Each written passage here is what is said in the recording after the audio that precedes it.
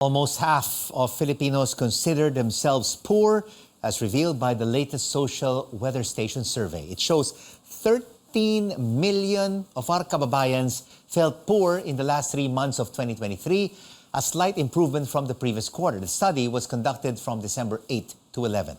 We'll look beyond these numbers with Leo Laroza from the social weather stations. Leo, thank you so much for joining us. So why do nearly half of Filipino families consider themselves poor? Well, that has been historically within those levels. And this is because this question is most reactive to inflation rates. See,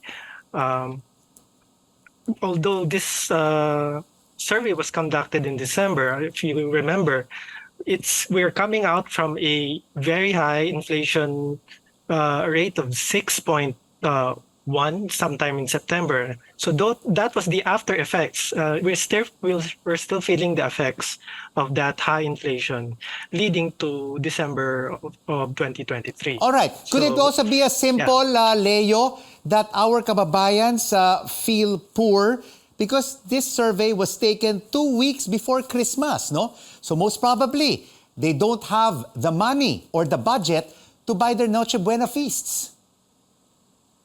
Well, we've looked at the historical trend and we did not see any pattern with the holiday season. It's in some years we've seen poverty going down on the fourth quarter, and sometimes it goes up. So it's not about celebrating the holiday season. It's not highlighting people's hardship when it comes to preparing for the holidays, but it's more of the function of really the inflation rate. So as I mentioned a while ago, it's really still a lingering effect of that high inflation rate we've seen in September. All right, that word poor can be relative, no? It could mean many things. What scientific method, Leo, does the social weather stations use for our kababayans to be considered a poor household? Yes, this is what we call self-rated poverty. The way we implement this is that we have a show card with the words mahirap and hindi mahirap and a line separating those two words. And we ask the household head, where would you place your family in this card? So it's a subjective rating according to how the household head sees his or her own family. So it is self-rated, and the household head can also choose the line separating those two words, which is what we call the borderline. And this word, when we implement this question, it's shown physically to the respondent, and it's translated into at least 5 major languages in the Philippines. And taking a look at your data, that's how we've been doing it. And taking a look at your data, you mentioned the term borderline. Borderline families, or those between the poor and not poor categories. And if we take a look at your data, it rose by 6 points to 33% in the October to December quarter of 2023. Is this a concern, Leo?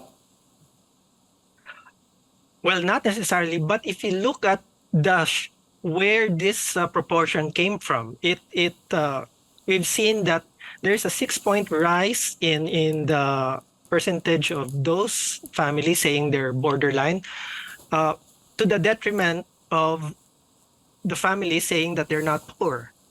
So while it's not immediately a cause for concern, it might be good to really watch this percentage, because we don't want to see the not poor percentage to shrink, because that means the non-poor families are falling into the borderline. Yeah.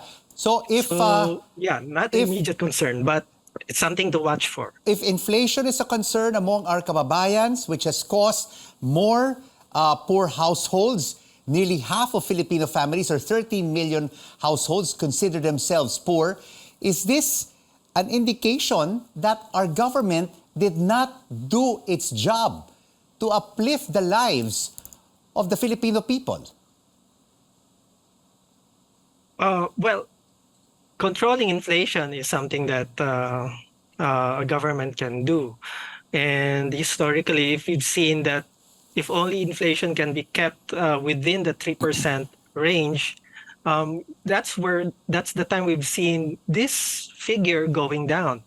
So indirectly, yes, maybe there's something that the government could have done about the inflation, but it only shows that um, uh, this can be a guide to them because it's not happening everywhere. It's there's a difference in terms of the trend. If we look at per area, Yeah, per area but of course, changes. Leo, briefly, no, before we end this interview in about 30 seconds, we've seen an improvement, no, in inflation in the month of November and December. It has eased below or is within the target range of 2 to 4%. So could we see an improvement in the sentiment of our poor households in your next survey? Yes, we hope to see improvements in this figure. We hope to see this go down. We hope to see the effect of the lowered inflation rate to reflect on how people or how the families see themselves. Thank you so much for your insights on this latest data from the Social Weather Stations. Director for Communications and Information Technology, Leo Laroza.